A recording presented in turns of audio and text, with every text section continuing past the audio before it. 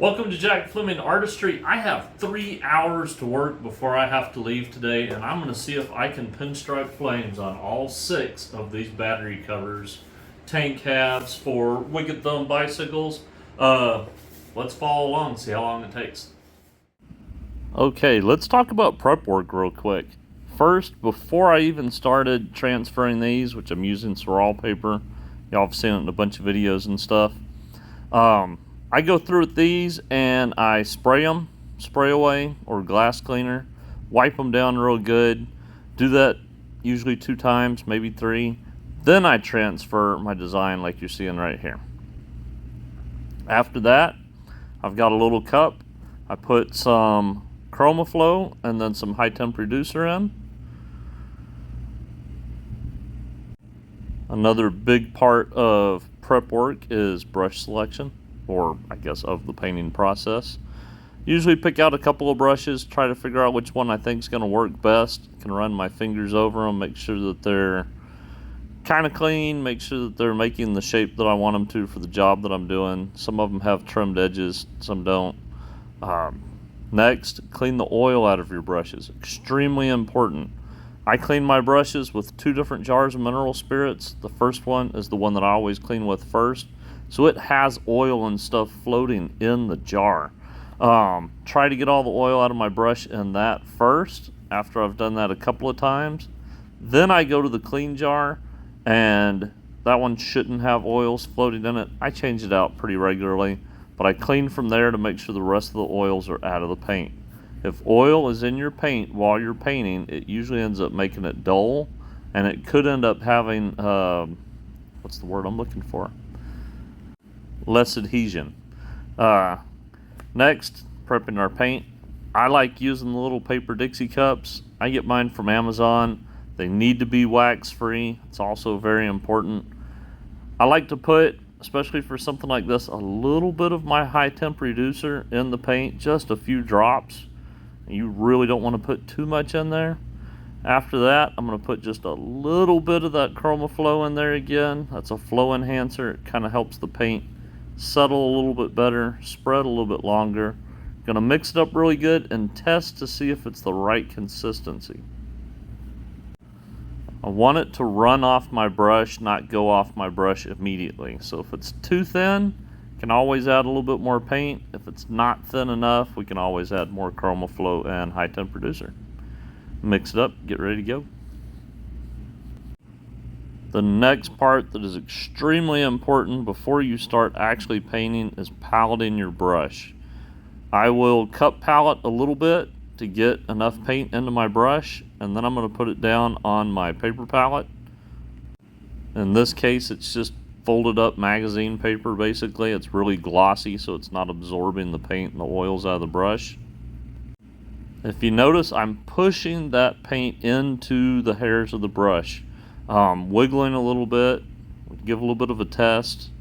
When we get ready to paint, I'm going to go over there and palette one more time, make sure it feels right. Maybe we'll make a video later talking a lot more about palletting, but after you've done that, then it's time to paint. You know, I actually get a lot of people that send me messages saying that they enjoy the real-time footage in these videos of painting. Shows you how fast I'm going. It's not a fast process. It's kind of rather slow, but the thing is if you go slow while you're painting, you have more control over your paint. You can have good control while you're going fast, but if I'm trying to keep that line the same width, I'm trying to make sure it's going where I want to find that, I don't even know if it's a happy medium, but I want to find that sweet spot in speed to where I can keep my line consistent, I can keep it flowing like I want, and keep the work clean. Alright, I'm not going to beat around the bush. I'm interrupting your video to try and sell you something. Sorry, but videos don't pay the bills around here. Selling t-shirts and selling art prints and stuff helps. Mostly working on customers' things is how we pay the bills, but if y'all can help us out, go check out the website, jackflemingartistry.com. Cool t-shirts, a lot more colors and sizes to choose from than if you see me at a show. And then again, I've got art prints. Sometimes there's original art on the website. I don't want to waste any more of your time with this. It's not why you're watching this video, but it does help me out and I do appreciate it. Share the info with your friends. Let's get back to the video.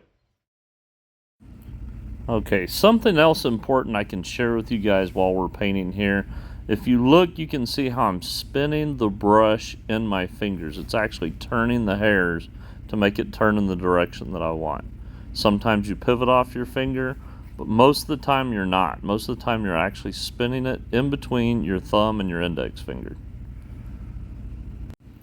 That's a technique that I heard a lot of people tell me for years, and until I actually saw somebody doing it in a video where it was kind of slowed down, it really didn't click.